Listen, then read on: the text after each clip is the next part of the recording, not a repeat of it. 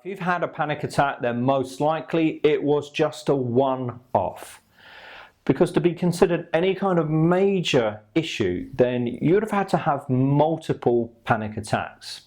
But the problem is that it becomes a vicious circle. As once you've had your first full-on panic attack, then all you do is worry about having another one, which ironically is the one thing that will cause another panic attack.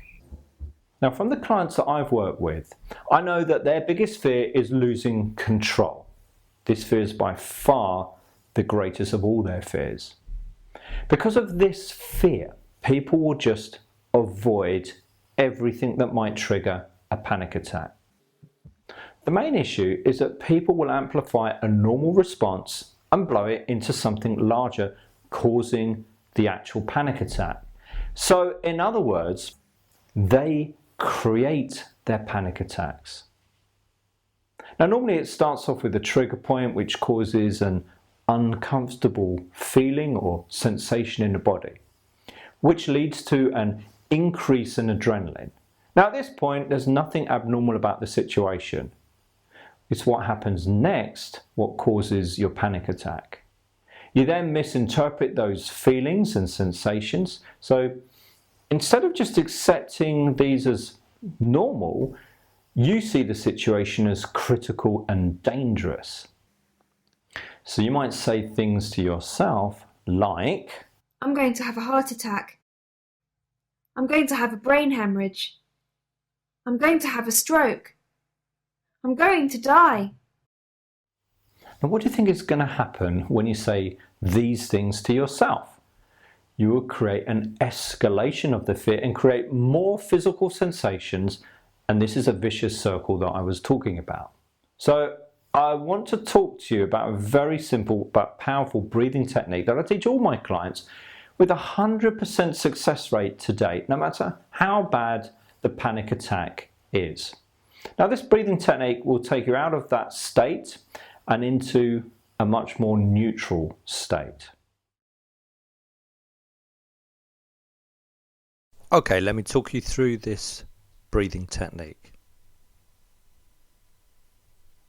So step 1, place your hands on your belly and breathe in through your nose.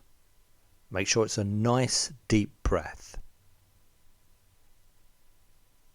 Step 2, then push the air out through your mouth until you can't go any further.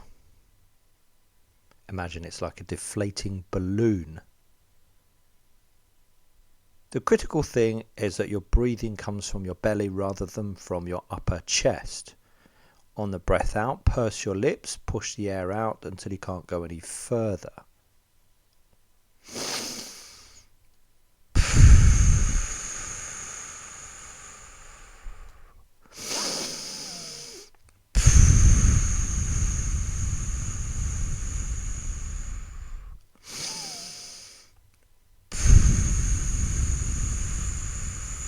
And again, breathe in through the nose and push it out.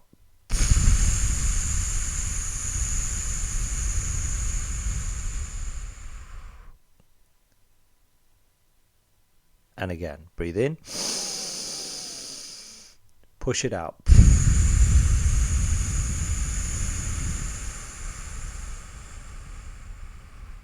And again, breathe in through your nose and push it out. Making sure that your breathing comes from your belly. So if you suffer from panic attacks, or you're just worried that you might get your first panic attack, then have this amazing breathing technique up your sleeve.